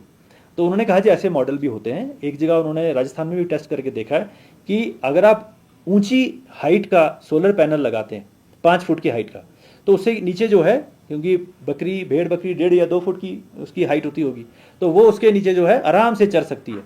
तो वो उन्होंने कहा कि हम जो है ये टेक्नोलॉजी हम यहाँ लगाएंगे। मैंने कहा अगर आप ये टेक्नोलॉजी नहीं लगाएंगे तो यहाँ ये पॉसिबल नहीं है ये प्लांट लगाना, ना ही लोग परमिट करेंगे, क्योंकि हम भी नहीं चाहते कि हमारी ग्रेजिंग अफेक्टेड हो, हमारे नोमैड्स अफेक्टेड हो। तो उन्होंने कहा नहीं, टेक्नोलॉजी अवेलेबल है, कॉस्टली होती है, 10% कॉस्ट एक्स्ट्रा लगती है। अगर मान लीजिए दूसरा वाला टेक्नोलॉजी से अगर मान लीजिए 10 करोड़ का पर मेगावाट है तो ये 11 करोड़ की पड़ेगी। तो हमने कहा वो तो आपका काम है देखना, मगर हम जो है हम नहीं चाहते कि आप इसको ग्रेजिंग अफेक्टेड हो। तो फिर ये बात जो है हाईएस्ट लेवल पे हमें एक इंस्ट्रक्शन हुआ कि आप पहले एक डेमोन्स्ट्रेशन प्रोजेक्ट बनाओ। इससे पहले कि आप ये इतना बड़ा प्रोजेक्ट शुरू करो, उससे पहले आप डेमोन्स्ट्रेशन प्रोजेक्ट बनाओ, जहां आप ये जो सोलर पैनल आप जो लगाना चाहते हो, जो आप प्लान कर रहे हो, वो लगा के देखो, लोगों को बताओ कि आइए हम आपको दिखाते हैं ये हमने लगाया हुआ है, यहाँ ग्रेजिंग हो रही है। तो तब लोग मान जाएंगे, या उनको ये यकीन हो जाएगा कि अब जो है हमारी ग्रेजिंग इफेक्ट नहीं होगी। इसमें दूसरा जो फायदा ये होता है कि जब आप कवर करते हैं किसी भी अर्थ को यहाँ पे, तो स्कॉर्च नहीं होती, वो उसके ऊपर डायरेक्ट सन नहीं पड़ता, वो स्कॉर्च नहीं रहती अर्थ, वो उसमें नमी ज़्यादा हो जाती है। क्योंकि जब उसको छाँव मिलती है, तो सर्दियों में जब बर्फ़ पिघलती है, गर्मी आते आते जब बर्फ़ पिघलती है, तो मॉइस्चर रिटेंशन ज़्यादा होता है, क्योंकि धूप डायरेक्टली ज़मीन पे नहीं पड़ रही है, तो बेटर ग्रास ग्रोथ होता है। तो ये उन्होंने बाहर भी, राजस्थान में और वर्ल्ड में बाहर भी टेस्ट किया है कि the vegetables grow better under the solar panels if they are raised. तो इसके डबल फायदे हो गए, एक तो ग्रेजिंग भी पॉसिबल है, दूसरा वहाँ पे घास भी बहुत अच्छा आएगा। तो ये चीज़ें, लेकिन हमें ये इंस्ट्रक्शन हुआ हाईएस्ट लेवल पे इस कंट्री के, उन्होंने कहा नहीं, लोगों को पहले आप करके दिखाओ। तो हमने वो जो वहाँ पे 2 हेक्टेयर की ज़मीन पांग में ली, उसमें हमने 1 हेक्टेयर में हम 500 किलोवाट का हाई रेज्ड सोलर प्लांट लगा रहे हैं, और उसके साथ में हमने 1 हेक्टेयर का ओपन कंट्रोल प्लॉट रखा है। अब हम दोनों में देखेंगे कि वो उसके नीचे ग्रेजिंग पॉसिबल है या नहीं, वो तो हम विजुअल देख सकते हैं, उसमें तो कोई इशू नहीं है देखने में। लेकिन फिर हमने जो है कि उसका मॉइस्चर कंटेंट इंप्रूव होता है कि नहीं, उसके लिए हमने जो हमारा एग्रीकल्चर साइंटिस्ट है हमारे लद्दाख यूनिवर्सिटी की, उनकी टीम बनाई है कि वो हर 1 महीने के ऊपर उन दोनों का मॉइस्चर कंटेंट मेजर करें, ताकि हम ये साइंटिफिकली प्रूव कर पाएँ कि सोलर पैनल के नीचे बेटर रिटेंशन ऑफ मॉइस्चर होता है और बेटर ग्रास और वेजिटेशन का ग्रोथ होता है। तो ये भी हम करने जा रहे हैं, और ये प्रोजेक्ट जो है हम सितंबर में ख़त्म कर लेंगे, और फिर हम सब लद्दाख में जितने भी हमारे लोग हैं, या इवन नोमैड के रिप्रेजेंटेटिव्स हैं, हम हैं, और भी कोई जानना चाहता है, हम वहाँ उनको दिखाएंगे, डेमोन्स्ट्रेट करेंगे। और फिर जब ये प्रोजेक्ट हमारा फ्यूचर में 11 गीगावाट का जो है लगेगा, तो देश के लिए एक बहुत बड़ा कॉन्ट्रीब्यूशन लद्दाख की तरफ से होगा। और इसमें बड़ी बात यह है कि इसका जो इवैक्यूएशन का जो सिस्टम है, वो प्रोजेक्ट ऑलरेडी सैंक्शन है 22,000 करोड़ का, और उसके ऊपर काम चल रहा है। क्योंकि ये सोलर प्रोजेक्ट्स का क्या टाइम शेड्यूल होता है कि जब तक आप ग्रीन कॉरिडोर ना बनाए, हम इसको ग्रीन, नॉर्मल लाइन को हम कहते हैं पावर ट्रांसमिशन लाइन, लेकिन अगर हम उसमें से ग्रीन एनर्जी ले जा रहे हैं तो उसको अच्छा नाम देते हैं हम green corridor, power transmission line है वो भी। तो वो जो ग्रीन कॉरिडोर प्रोजेक्ट है वो सैंक्शनड है, 2 साल पहले सैंक्शन हुआ था, उसके ऊपर काम चल रहा है। उसमें ये जो शेड्यूल इस तरह से होता है सोलर प्रोजेक्ट्स का कि जब ग्रीन कॉरिडोर प्रोजेक्ट 50% हो जाता है तो उसके बाद सोलर प्रोजेक्ट का काम शुरू होता है। तो जब वो 50% शुरू हो जाएगा तब तक हम ये डेमोन्स्ट्रेशन जो है सितंबर में कर लेंगे, और यहाँ के जितने भी लोग जो हैं उनको दिखाएंगे कि भाई देखिए ये हम जो बनाने जा रहे हैं इससे हमारा ग्रेजिंग अफेक्टेड नहीं होगा, बल्कि वो बेटर हो जाएगा और हमारी होस्ता पॉपुलेशन भी पश्मीना की बेटर हो जाए। बाकी एक मैं 4G सैचुरेशन के बारे में आपको थोड़ा बताना चाहता हूँ कि इसको हम पूरी कोशिश कर रहे हैं कि हमारा 4G सैचुरेशन प्रोजेक्ट जो है वो हमारे सर लद्दाख के हर कोने में सैचुरेशन जो है वो हो जाए। हमारे सिग्नल जो हैं हमें बॉर्डर पे दूर दूर के इलाकों में मिले, कोई भी ऐसा एरिया ना हो, शेडो एरिया, जहाँ पे कि हमें कनेक्शन ना हो। क्योंकि आजकल जो भी काम है, चाहे वो एक नर्स का ANM का काम है जो कि प्रीनेटल एग्जामिनेशन करती है किसी लेडी का जो प्रेग्नेंट होती है, या पोस्ट, या कोई भी बच्चों को हम अगर जब पोषण में खाना खिलाते हैं, आजकल तो सिस्टम ये है कि जैसे आपने लेडी का एग्जामिनेशन किया उसकी जितनी भी फाइंडिंग्स होती हैं आपको अपलोड करनी पड़ती हैं। एक पोर्टल है अनमोल। दूसरा हमारा जितना भी ये होता है, बच्चों को अगर खाना खिलाएंगे तो हमें उसी वक्त अपलोड करना पड़ता है कितने बच्चों को हमने आज खाना खिलाया। दूसरा जितना भी राशन है, राशन कार्ड है, राशन कार्ड का भी आपको मालूम है कि उसी वक्त अपलोड करना पड़ता है कि कौन आया, कितना राशन, किसने कितना लिया।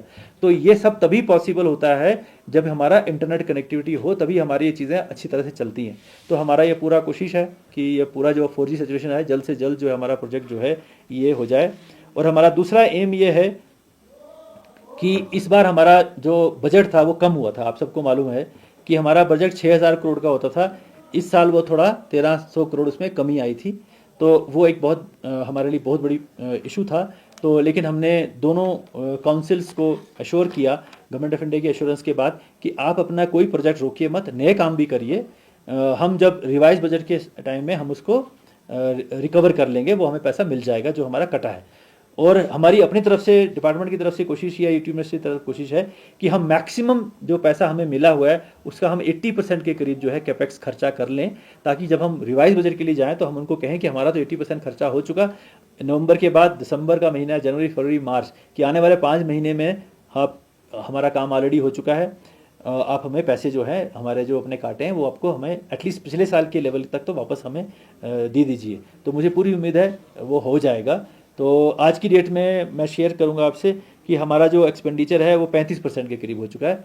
हमारा एम यह है कि इस महीने के अंत तक कम से कम हम 40 के करीब जो है वो टच कर लें, 40-45 के करीब टच कर लें। और फिर हम, क्योंकि ये नवंबर में आता है रिवाइज एस्टिमेट, उस वक्त हम 80% एक्सपेंडिचर करें ताकि हम बताएं कि 80% हम कर चुके हैं, इसलिए हमारा पैसा जो है जो लास्ट ईयर का जो एटलीस्ट जो लेवल था उस तक हमें रिस्टोर किया जाएगा और वो हो जाएगा, इसकी हमें 100% एश्योरेंस है। तो ये मेरे जनरल पॉइंट थे। एक और पॉइंट यहाँ बार बार उठता है लैंड का। तो मैं आपको बताऊं कि लैंड लद्दाख में जितनी भी लैंड है, स्टेट लैंड जिसे हम कहते हैं, प्राइवेट लैंड तो लोगों की अपनी होती है, लेकिन जितनी भी स्टेट लैंड होती है, स्टेट लैंड, वो LHDC एक्ट के तहत सेक्शन 42 के तहत वो सारी की सारी स्टेट लैंड जो है वो रेस्पेक्टिव काउंसिल्स को ट्रांसफर्ड है। 1997 का जो एक्ट है उसके तहत जितनी भी स्टेट लैंड लद्दाख के अंदर है वो रिस्पेक्टिव काउंसिल्स को ट्रांसफर्ड है for efficient use and management. ये एक्ट कहता है, section 42 of the LHDC act. तो हम उसको पूरा उसी के ऊपर उसको मान के चलते हैं कि लैंड का जो एफिशिएंट यूज एंड मैनेजमेंट है वो रिस्पेक्टिव LHDCs जो हैं वही करती हैं।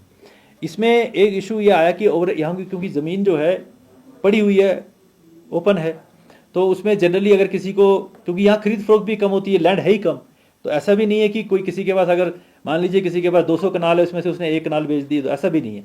ज़मीन बहुत कम है, इसलिए जनरली ज़मीन जिसके ऊपर आप मकान बनाएंगे, आप एग्रीकल्चर लैंड के ऊपर तो नहीं बनाएंगे, आप बनाएंगे ओपन लैंड जो अवेलेबल है। तो over a period of time हर शहर में होता है, लोगों ने जहाँ जहाँ उनको ज़मीन मिली अवेलेबल थी तो उन्होंने वहाँ मकान बना लिए। किसी, अब उसके 2 तरीके थे, या तो आप वहाँ बनाइए। कई बार हमारे पटवारियों ने एक तरीका, एक ऑर्डर होता है ऐलान नंबर 38, उसमें हम कहते हैं नवतोड़। नवतोड़ जो है, नवतोड़ का मतलब ये होता है कि आपने बंजर ज़मीन को तोड़ा, मीन्स उसको आपने कल्टीवेट किया।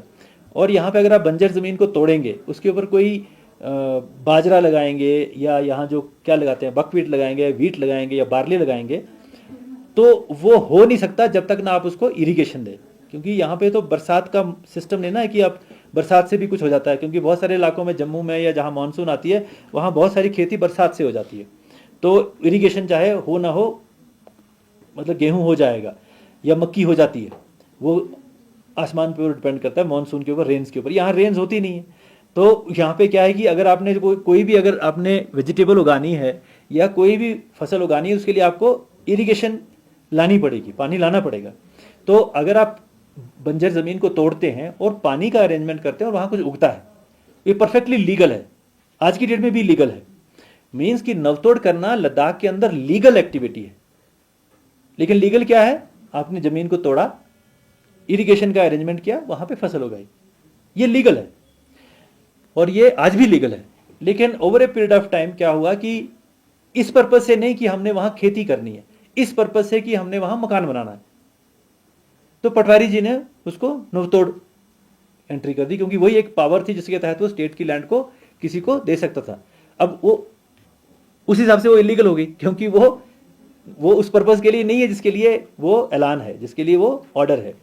लेकिन over a period of time बहुत सारे लोगों ने ज़रूरत के हिसाब से मकान बना लिए हैं। तो उसमें अब अभी गवर्नमेंट ऑफ इंडिया का एक, जैसे आपने भी पढ़ा होगा कि बहुत सीनियर ऑफिसर हैं हमारे, संजीव खेरवार जी, उनकी सदारत में एक कमेटी बनाई है। वो कमेटी इस मैटर को एग्जामिन कर रही है, क्योंकि ये तो क्लियर है, ये मैं आपको एश्योर करता हूँ कि मैंने एक बार पहले भी अपने इंटरव्यू में कहा था कि अगर नवतोड़ के ऊपर कोई घर बना है, नवतोड़ के ऊपर कोई स्ट्रक्चर बना है, तो वो वहीं रहेगा। मतलब उसको रिमूव करने का कोई ना ज्वाजियत है ना इंटेंशन है, क्योंकि मेरी अब सर्विस जो है आईएएस के अंदर और बाहर मिला के 35 साल की हो चुकी है। मैंने रेवेन्यू को इतने गहरे से जाना है, क्योंकि मैं 3-4 जगह डिप्टी कमिश्नर रहा हूँ, जम्मू में रहा हूँ, डिवीजन कमिश्नर रहा हूँ, फाइनेंशियल कमिश्नर रहा हूँ 3 साल। मैंने लैंड मैटर्स को अच्छी तरह से देखा है कि अगर लैंड के अंदर जो रिकॉर्ड के अंदर एंट्री है, उसकी पावर किसी करोड़पति होगा वो भी उसके अंदर एंट्री नहीं कर सकता। वो एंट्री की पावर किसकी है? रेवेन्यू ऑफिसर की, पटवारी की। पटवारी कुछ भी लिख सकता है। तो अगर पटवारी ने लिखा है तो इस आदमी का क्या कसूर है? आप मेरी बात समझ रहे हैं? तो अगर रेवेन्यू में एंट्री की है तो वो उसको भी पकड़ना चाहिए ना जिसने एंट्री की थी। आम आदमी को क्या मालूम है कि ये नवतोड़ क्या है, वो क्या चीज़ है? उसको तो ये लगा कि भाई ठीक, अच्छी बात होगी, ये शायद मेरे को लॉफुली ये काम हो रहा होगा। तो इसलिए हम जानते हैं कि ये इसमें उस शख्स का जो है कोई कसूर नहीं होता जिसके पास वो ज़मीन होती है। हाँ, कसूर हमारा होता है कि हमने टाइम पे लोगों को बताया नहीं होता। लेकिन अब जब बन गया है तो वो एक्सरसाइज ये चल रही है कि हम किस तरीके से उसका एक लॉफुल तरीके से वो उसको एक प्रोटेक्शन दे पाएँ, और उसको किस तरीके से, क्योंकि दीज लैंड लॉज ना ये मेरे पावर में होते हैं, क्योंकि ये लिखित लॉ है ना। तो जो लॉ में अमेंडमेंट होती है, क्या होती है, वो एक थ्रू एक्ट होती है, लेकिन उसके लिए एक एक्सरसाइज की ज़रूरत होती है। तो हम ये कोशिश कर रहे हैं कि ये एक नवतोड़ में जितनी भी कंस्ट्रक्शंस हुई हैं, नवतोड़ के ज़मीन पे नवतोड़ लिखा है लेकिन ऊपर घर बना है, तो वो प्रोटेक्ट हो जाए, उसमें कोई लोगों को दिक्कत ना आए। और मैं आपको एश्योर करता हूँ by being the chief secretary of this unit territory of Ladakh कि उस पर कोई आंच नहीं आएगी। हम तो यही चाहते हैं कि बल्कि उनका रेगुलराइज हो जाए।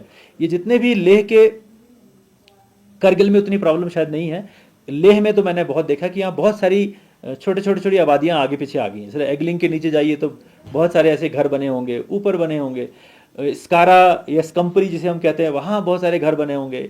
तो वो सब जो हैं हम चाहते हैं कि वो किसी तरीके से रेगुलराइज हो जाए। तो जनरली जम्मू में मैंने ये देखा है कि तरीका ये होता है कि वहाँ पे जम्मू में जम्मू डेवलपमेंट अथॉरिटी है, यहाँ पे श्रीनगर में श्रीनगर डेवलपमेंट अथॉरिटी है। तो वो ऐसी इलीगल कॉलोनीज़ को वो रेगुलराइज करती है, वो एक मतलब उसका एक तरीका बनाती है, उसके लिए रेजोल्यूशन पास करती है, गवर्नमेंट से ऑर्डर निकलवाती है, और फिर कुछ तरीके से कोई नॉमिनल सा फंड लेके वो उसको रेगुलराइज करते हैं, ताकि उसके नाम तो चढ़े। मान ली मैंने घर बना लिया, मैं ना रहा, मेरा बच्चे हैं, उनके पास तो कोई रिकॉर्ड नहीं होगा ना। वो तो घर उनका हुआ ही नहीं। वो तो ना उसके ऊपर लोन ले सकते हैं, ना उसको दिखा सकते हैं कि ये मेरा घर है, ना उसके ऊपर उनकी कोई लॉफुल पोजीशन होती है। तो इसलिए हम ये चाहते हैं कि ये जितने भी ऐसा जो हमारे कॉलोनीज़ हैं वो रेगुलराइज हो जाएं। इसके लिए हमारे अर्बन डेवलपमेंट अथॉरिटीज़ का होना बहुत ज़रूरी है, क्योंकि वहाँ श्रीनगर में तो ये श्रीनगर डेवलपमेंट अथॉरिटी ने कर लिया, जम्मू में ये जम्मू डेवलपमेंट अथॉरिटी ने कर लिया।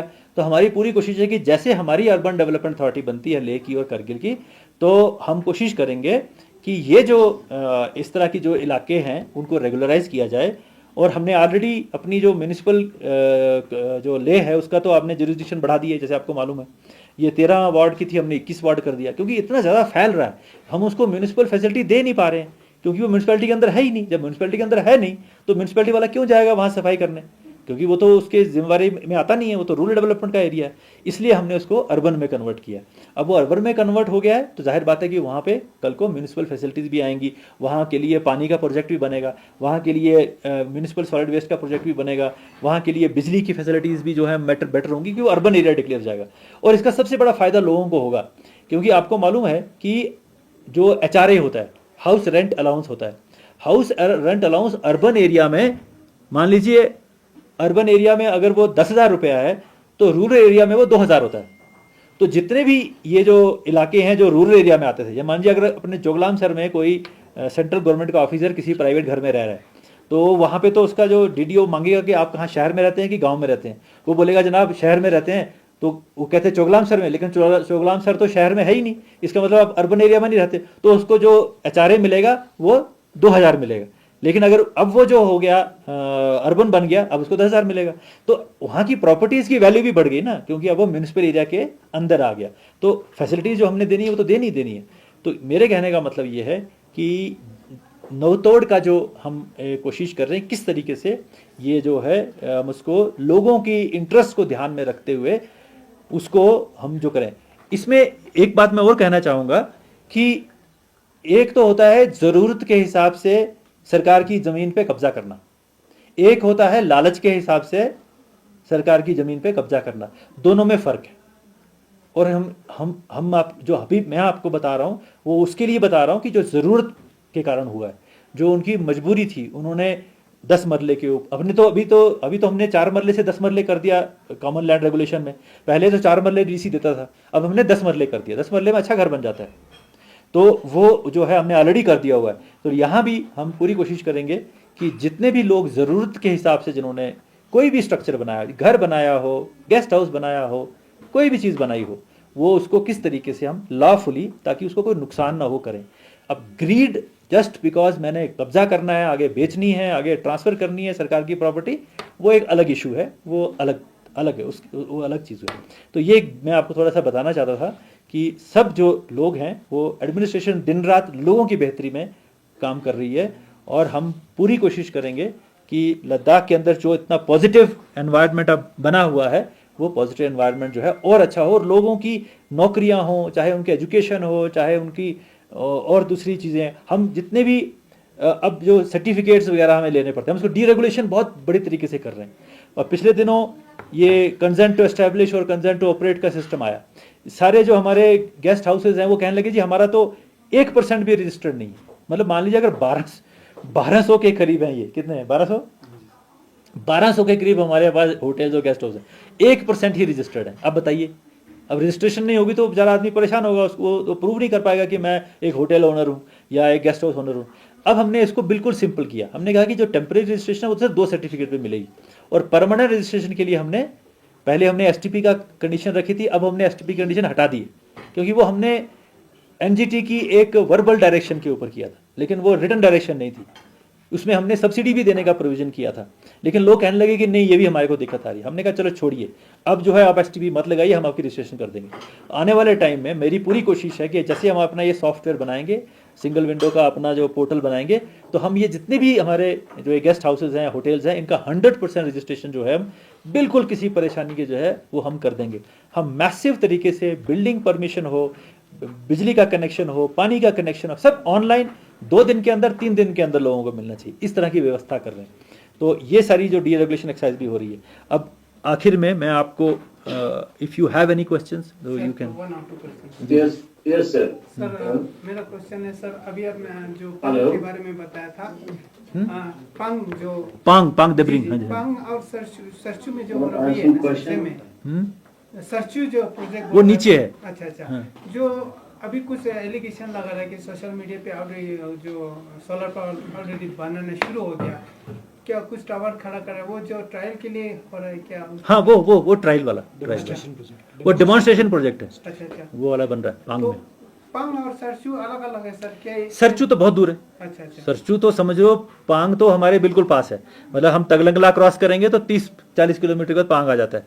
पांग के बाद फिर आप नीचे दरिया में उतरते हो, फिर वो गुजरते हो, ऊपर लाचुलंग पास क्रॉस करते हो, फिर नीचे वो जो गाटा लूप्स हैं वो क्रॉस करते हो, फिर नीचे दरिया के पास आते हो, वो सरचू का इलाका है, वो बिल्कुल दूर है, वो उसका कोई इससे लेना देना नहीं। तो अभी जो टावर कर रहा है वो डेमोन्स्ट्रेशन के लिए पायलट प्रोजेक्ट बना रहा है। और एजुकेशन में असिस्टेंट प्रोफेसर के 77 पोस्ट वैकेंट हैं, तो इस हवाले से क्या अपडेट है? वो जो लेक्चरर्स की बात कर रहे हैं वही असिस्टेंट जो प्रोफेसर हमने यूपीएससी को भेजे हैं, 67 हमने पोस्ट भेजी है यूपीएससी को, और उसका कल 2-3-5-6 पोस्ट का एडवर्टीजमेंट आ भी गया यूपीएससी से, तो उसके ऊपर भी जो है रिक्रूटमेंट का एक्सरसाइज यूपीएससी कर रही है। अनायत, हाँ हेलो सर। जी सर। सर ये कारगिल में जो all weather ice hockey stadium बन रहा है सर, उसमें अभी तक ये चिलिंग जो इक्विपमेंट्स होता है वो अभी तक नहीं लगा है, तो वो कब तक एक्सपेक्टेड है सर? अगले साल हम उसको प्लान में, ऑलरेडी प्लान बन चुका है। यहाँ का 41 करोड़ कुछ का प्लान था, यहाँ का तो मशीनें आना शुरू हो गई हैं, शायद आ जाएंगी, तो ये लेह वाला तो शुरू हो जाएगा अगले साल। जो है हम कारगिल का भी, वो भी 31.5 करोड़ का प्रोजेक्ट है, वो भी अगले साल शुरू हो जाएगा। सर जिस तरह से लैंड की बात उसमें 2 टेक्निकल टाइप की हैं, एक तो मेडिकल अफसर है, मेडिकल अफसर के लिए तो एमबीबीएस है, उसमें तो कोई ज़्यादा दूर जाने की ज़रूरत नहीं है। दूसरी उसी तरह से जो लेक्चरर्स हैं उसमें भी कंसर्न सब्जेक्ट में पोस्ट ग्रेजुएशन है, ठीक है, तो उसमें भी कोई कंफ्यूजन नहीं है। हाँ, अकाउंट्स ऑफिसर एक जनरल पोस्ट है जिसकी मिनिमम क्वालिफिकेशन गजटेड वो है, ग्रेजुएशन है। तो आपका पॉइंट किससे है? अकाउंट्स ऑफिसर की पोस्ट से है? अगर आप लेक्चरर मैथमेटिक्स हैं या लेक्चरर हिस्ट्री हैं या लेक्चरर इंग्लिश हैं या जो भी हैं, वो कंसर्न जो सब्जेक्ट होता है उसमें जो रिक्रूटमेंट रूल्स के मुताबिक जो उसकी क्वालिफिकेशन है वही है। सर कुछ लेक्चरर्स ऑफिशिएटिंग बेसिस पे काम कर रहे हैं, पहले उनको लिया गया है जो जिनका मास्टर्स डिग्री था, तो उनका क्या स्टेटस रहेगा? जो लेक्चरर्स जिनको रिक्रूटमेंट के बजाय ऑफिशिएटिंग बेसिस पे उनको लिया गया था। देखिए, मैं जहां तक रिक्रूटमेंट का, तो सिंपल सा फंडामेंटल प्रिंसिपल है कि रिक्रूटमेंट जो होती है वो जब यूपीएससी करती है या कोई भी एजेंसी करती है, उसमें कोई जो है वो डिफरेंशिएशन नहीं होता है कि कोई आदमी को 4 साल से पहले इस पोस्ट पे काम कर रहा था, ऐसा कहीं नहीं होता है, क्योंकि वो इक्वल अपॉर्चुनिटी हर एक सिटीजन को या जो जिसके पास एलिजिबल क्वालिफिकेशन है उसको देनी होती है। अगर आपके रिक्रूटमेंट रूल में कहीं ये मेंशन है, वो डिपेंड करता है उसका रिक्रूटमेंट रूल क्या कहता है। हाँ, अगर रिक्रूटमेंट रूल में ये मेंशन होता है कि 4 साल तक जो अगर गवर्नमेंट की नौकरी में ऑलरेडी इस पोस्ट पे काम कर रहा था उसको प्रेफरेंस होगी, वो एक अलग इशू है, लेकिन मैंने आज तक किसी भी रिक्रूटमेंट रूल में ऐसा प्रोविजन नहीं देखा, क्योंकि फिर वो दूसरे बच्चों का जो बेचारों को नहीं वो अप्रिशिएट कर रहे थे उनके अगेंस्ट चला जाता है। तो इसलिए डायरेक्ट रिक्रूट में एवरीबडी इज सेम। उसका अप्रूवल इनकी एडमिनिस्ट्रेशन से होना बाकी है, तो क्या कहेंगे आप? देखिए, इसमें ये सारी पोस्टें 313 अभी और होनी है, वो टीचर की हैं। ये कारगिल में 374 हुई हैं, वहां पे शायद 200 के करीब कुछ और पोस्ट हैं जो अभी होनी है। ये सारी पोस्ट जो हैं ये सारी मिला के 313 हैं, टीचर की पोस्ट हैं सारी ये। तो मैं उसमें थोड़ा सा क्लैरिफाई करूंगा। पहले क्या होता था, हमारे यहाँ पे जो डिस्ट्रिक्ट काडर में जो टीचर की पोस्ट होती थी उसको हम जनरल लाइन टीचर कहते थे। जनरल लाइन मतलब कोई भी ग्रेजुएट बच्चा जो है वो अप्लाई कर सकता था। तो अब क्या हुआ है कि सुप्रीम कोर्ट ने गाइडलाइन इशू की है कि पहले क्या होता था कि he must be a BA and he must be possessing a BEd degree, ये होता था ना, ये क्वालिफिकेशन होती थी जनरल लाइन टीचर के लिए। अब सुप्रीम कोर्ट ने कहा है कि जो एजुकेशन है जो उसको 2 भागों में बांट दो, एक प्राइमरी है और एक उससे हायर प्राइमरी है या मिडिल है। वो कहते हैं कि जो प्राइमरी की जो एजुकेशन है, जो छोटे बच्चे को पढ़ाना है केजी के या पहली क्लास के दूसरी क्लास, उसके लिए स्पेशल स्किल्स चाहिए जिसको वो कहते हैं अर्ली चाइल्डहुड एजुकेशन, ईसीसी। मतलब उसको वो जो छोटे बच्चे को पढ़ाने के लिए एक स्पेशल डिग्री अलग से होनी चाहिए। तो उसके लिए उन्होंने अब आजकल वो जो छोटे बच्चों को पढ़ाने अलग से डिग्री मिलती है, बीएड एक जनरल डिग्री है, अर्ली चाइल्डहुड एजुकेशन की डिग्री अलग होती है।